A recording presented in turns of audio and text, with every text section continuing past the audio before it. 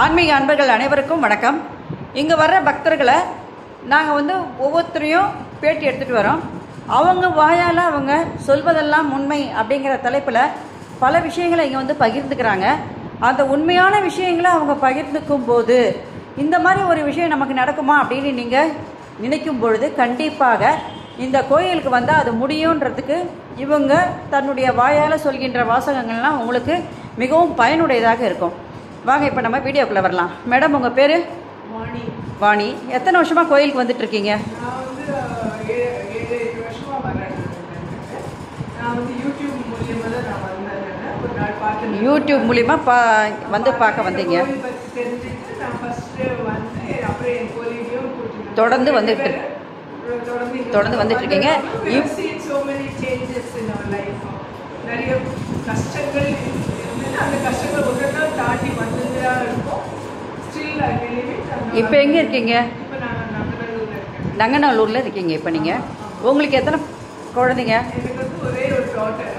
அவர் டாட்டருக்கு கொஞ்சம் health issues எல்லாம் இருந்தது. ஹெல்த் இஷ்யூனா என்ன மாதிரி இருந்தது அவளுக்கு? அவளுக்கு ஒரு சிஸ்ட் மாதிரி இருந்தது. அந்த சிஸ்ட்னால அவளுக்கு கொஞ்சம் பாதிப்பு இருந்தது. இப்போ எஜுகேஷனில் ஆக்சுவலாக அவளுக்கு அவளை லா படிக்க வைக்கணுன்றது தான் என்னோட ஆசை. ஆனால் அவளுக்கு she got in her dream. Baba அவள் ஸ்டூடெண்ட் மாதிரி காலேஜில் இருக்கிற மாதிரி அவளை ஜஸ்ட் இது கேட்குற மாதிரி ஆர்ம்ஸ் கேட்குற மாதிரி வந்தது. அப்போது கனவுல வந்தது உங்களுக்கு? கனவுல அவளோட கனவுல அவர் கேட்ட மாதிரி அவள் கிளாஸில் உட்காந்துருக்கா, பசங்களோட அந்த யூனிஃபார்ம் போட்டுன்னு உட்காந்துருக்கா. அந்த ஷீ டசனோ அதுதான் லா காலேஜோட பசங்களோட யூனிஃபார்ம் பண்ண. பட் அவள் அவள் சாப்பிட்டு இட்லியை கொடுத்தா அவளுக்கு பாபாவுக்கு. பட் நெக்ஸ்ட் டே பார்த்தா அவளுக்கு அதே மாதிரி ஷீ காட் லா. இப்போ லா படிச்சுட்டா, எல்லாம் படிச்சுட்டு இருக்கா. Higher studies. இப்போ ஹையர் ஸ்டடீஸ் கனவுல வந்த மாதிரி அவள் சொன்ன மாதிரி அவள் லா படிச்சுட்டா. இப்போ நெக்ஸ்ட் எல்லாம் ஃபர்ஸ்ட் இயர் படிச்சுட்டு இருக்கா. இப்போ இட் இஸ் கிரேட்னஸ் ஒன்லி. பாபாவோட கிரேட்னஸ் தான். அவர் இது ஒன்றும் இல்லை, நிறைய விஷயங்கள் நடந்திருக்கு.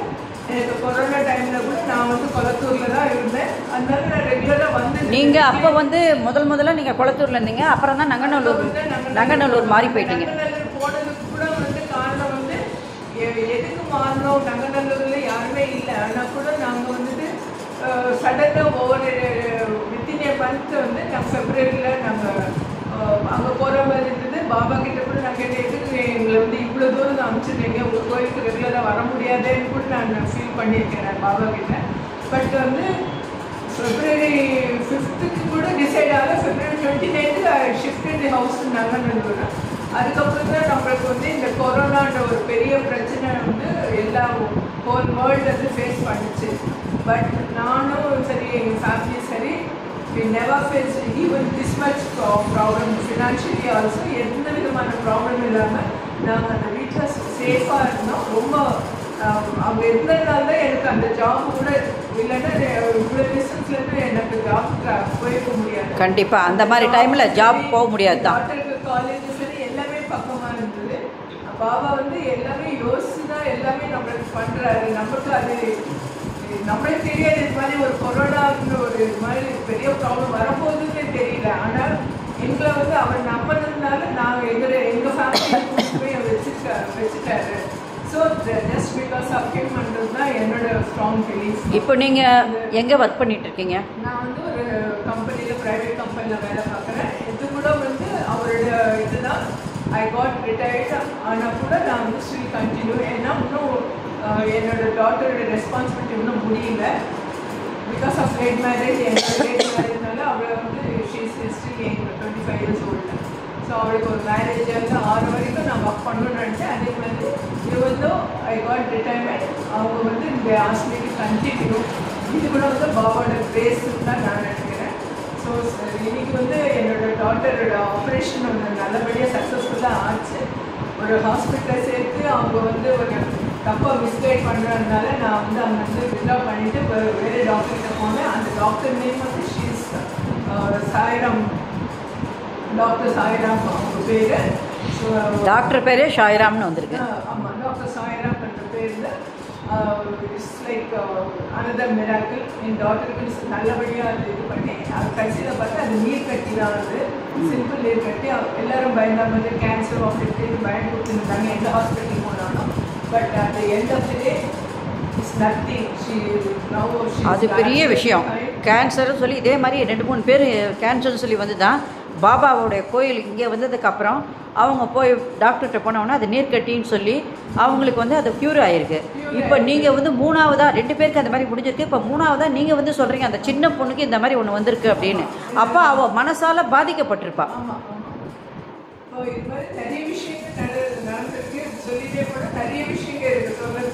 முதல்ல நீங்கள் வரும்போது எதுக்காக வந்தீங்க? ஃபஸ்ட்டு வரும்போது என்னோட பர்சனல் ஃபேமிலி ப்ராப்ளம் இருந்தது. ஸோ அந்த ப்ராப்ளம் தீரணும்னு நினச்சி தான் வந்தேன். எனக்கு வந்து இதாகணும், எனக்கு ஃபேவர் ஆகணும் ஒரு கேஸ் வந்து விஷயமாக வந்தேன். பட் ஐ ப்ரேட் அந்த ஹூவர் இட் மேபி நீங்கள் தான் எனக்கு ஒரு ஜட்மெண்ட் கொடுக்கணும் அப்படின்னு தான் நான் வேண்டிக்கிட்டேன்.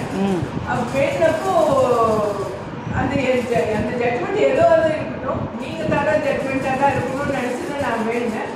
நான் வந்து பாபாவை வந்து எந்த இது அதெல்லாம் கம்யூனிட்டி அந்த மாதிரிலாம் எனக்கு எந்த விதமான இதுவும் இல்லை. Because I believe all are equal. But நான் வந்து I usually consider Baba as Muslim only. So அதனால நான் வந்து அப்படி தான் நான் நினச்சிக்குவேன் முஸ்லீம்னு. எனக்கு அந்த இது ஜட்மெண்ட் பேப்பர்ஸில் சைன் பார்த்தா ஒரு முஸ்லீம் தான் சைன் போட்டாரு. ஜட்மெண்ட் பேப்பர் வந்து எனக்கு அவர் ஜட்ஜி பேர் கூட தெரியாது. இப்போ தான் போய் அட்டெண்ட் 4-5 பேர் மாறிட்டாங்க. அந்த கேஸ் முடியறதுக்குள்ள 4-5 ஜட்ஜி மாறிட்டாங்க. ஆனால் கடைசியில் அந்த ஜட்ஜ்மெண்ட்டுக்கு ஃபைனலாக சைன் பண்ணது பேப்பர் வந்து கையில் பார்க்குறப்போ அந்த பேர் வந்து ஒரு முஸ்லீமோட பேர். ஸோ நான் வந்து முஸ்லீமாக தான் அவர் நினச்சதுனால எனக்கு என்னமோ அவர் தான் வந்து ஜட்ஜ்மெண்ட் கொடுத்தாருன்னு நான் நினைக்கிறேன். கண்டிப்பாக. So I accepted that orders very happily because it was very good judgment given by them. அது பெரிய விஷயம். அது கோர்ட்டில் வந்து ஒரு ஜட்ஜ்மெண்ட் நமக்கு வந்து நிறைய விஷயங்கள் நடந்திருக்கு. அதனால நம்ம இப்போ உங்களுக்கு ஃபேமிலிக்குள்ளே அந்த மேட்ரு வந்து இப்போ வந்ததுனால இப்போ ஃபேமிலி நீங்கள் ஒரு நிம்மதியாக இருக்கீங்க. ஃபேமிலியில் உங்களுடைய ரொம்ப நாள் கஷ்டப்பட்ட ஒரு விஷயம் வந்து உங்களுக்கு ஜட்ஜ்மெண்ட் மூலிமா முடிஞ்சுது. அதனால இப்போ நீங்கள் ஃபேமிலியில் நல்லா இருக்கீங்க, ஹஸ்பண்ட் ஒய்ஃபு குழந்தைங்களோட, இல்லையா? பிரச்சனைக்கு வரதான் செய்யும். ஏன்னா அது வந்து நம்மளோட கர்மா. அதான் நம்ம அனுபவிச்சு தான் தீரணும்னு சொல்லுவார் பாபா. அதே மாதிரி நான் அந்த ஃபேஸ் எல்லாம் பாஸ் அனுபவிச்சிட்டீங்க. கஷ்டம் இருந்தாருன்னா அது வந்து கொஞ்சம் லைட் பண்ணுறாரு அவர். அது ரொம்ப கஷ்டப்படாம நம்மளை பார்த்துக்கிறாரு. அவர் நம்மள அவர் கைவிட மாட்டாருன்றது என்னோட கண்டிப்பாக ஸ்ட்ராங் பிலீஃப் அப்படின்னு நான் சொல்ல வரேன். இன்னைக்கு நீங்கள் இந்த சாமியோடைய புது வருஷப்பிறப்பு சித்திரை வருஷப்பிறப்பு அன்றைக்கி அவரை பார்த்து அவர் பிளெஸிங்ஸும் வாங்கணும்னு வந்திருக்கீங்க. இதுக்கு முன்னாடி வாட்டி நீங்கள் வரும்போது தான் சொன்னீங்க பொண்ணுக்கு இந்த மாதிரி ஒரு ப்ராப்ளம் இருக்குது, எனக்கு என்னென்னு தெரில, லைஃப்பில் நான் வந்து கஷ்டப்பட்டுக்கிட்டே தான் இருக்கணுமா என்னென்னு எனக்கு தெரிலன்னு ரொம்ப கஷ்டப்பட்டீங்க நீங்கள். அப்போவே நான் சொன்னேன் அதை வந்து அவர் க்யூர் பண்ணி கொடுத்துருவாருன்னு. அதே மாதிரி இன்றைக்கி வந்து சொன்னீங்க நீ இப்போ என் பொண்ணு வந்து ரொம்ப சந்தோஷமாக இருக்கிறா, ஹாப்பியாக இருக்கிறா. இப்போ வந்து மாதம் மென்சஸ் அவளுக்கு கரெக்டாக வருது. இந்த மாதிரி ப்ராப்ளம் இல்லாததுனால, ஏன்னா லேடிஸுன்னு சொன்னாலே என்ன ப்ராப்ளம் இருக்குதுன்றது வந்து ஒவ்வொருத்தருக்கும் அனுபவிச்சவங்களுக்கு தான் தெரியும் எவ்வளோ கஷ்டங்கள் இருக்குது அப்படின்னு. அந்த கஷ்டத்துலேருந்து ஒரு சின்ன அதுவும் அவள் வயசு பொண்ணு அவளுக்கு அவளை காப்பாற்றி விட்டுருக்காரு கடவுள் அப்படின்னு சொன்னால் அது வந்து ஒரு பெரிய விஷயம். அதுவும் வந்து ஒரு சில நேரத்தில் நம்ம என்ன நினச்சிக்கிறோன்னா போன வருஷத்துடைய கர்மாக்கில் நம்ம இப்போ ஒன்று ஒன்றா தீர்த்துக்கிட்டு வரோம் அப்படின்றத வந்து புரிஞ்சுக்கிட்டீங்க நீங்கள். ஆன்மீகத்தின் மூலிமா கண்டிப்பாக நீங்கள் புரிஞ்சுருக்கீங்க. அதை தான் அது கொஞ்ச நாள் டிலே ஆகும். ஒரு விஷயம் ஒன்று முடிக்கணுன்னா கொஞ்சம் டிலே ஆகும். உடனே முடியல அப்படின்னு நம்ம நினைக்கக்கூடாது. நம்மளுடைய கர்மாக்கள் தீர்ந்த உடனே கண்டிப்பாக எல்லாமே நமக்கு சக்ஸஸ்ஃபுல்லாக முடியும். இப்போது உங்களுடைய லைஃப்பில் எல்லாமே சக்ஸஸ்ஃபுல்லாக ஒன்றா வந்துட்டுருக்கு. இது அடுத்தது நீங்கள் வந்து இப்போ அவள் ஹையர் ஸ்டடீஸும் போயிட்டா. போனதுக்கப்புறம் நீங்கள் மேரேஜ் பண்ணுற மாதிரி இருக்கீங்களா, இல்லை அவள் வந்து தொடர்ந்து வக்கீலாக வேலை செய்கிற மாதிரி பார்க்குறீங்களா? எப்படி? ஆக்சுவலாக வந்துட்டு எல்லாருக்கும் வந்து ஒரு மெச்சூரிட்டி லெவல் வரணும். ஏன்னா எல்லாரும் வந்து இப்போ ஒருத்தர் ஒரு டாட்டரு அப்படிதான் வச்சுட்டு இருக்காங்க. வெளியில் போய் ஒரு 1 year ஒர்க் பண்ணாலும் கண்டிப்பாக அவுட் சைட் வேர்ல்டு தெரியும். ஸ்கூல் டேஸில் காலேஜ் டேஸ் வந்து அது டிஃப்ரெண்ட். அவங்க அவங்க 4 பேர்கிட்ட பழகினா விஷயம் புரிஞ்சுக்குவாங்க. அதுக்கப்புறம் 1 year ஒர்க் பண்ண அப்புறம் அவளுக்கு மேரேஜ் பண்ணணுன்றது என்னோட கண்டிப்பா. பட் வந்து பாபாவோட அவரோட இது என்னன்னு தெரியாது. ஸோ அவர் எப்படி நம்ம உங்களுக்கு என்ன அவரு இது பண்ணுறாரோ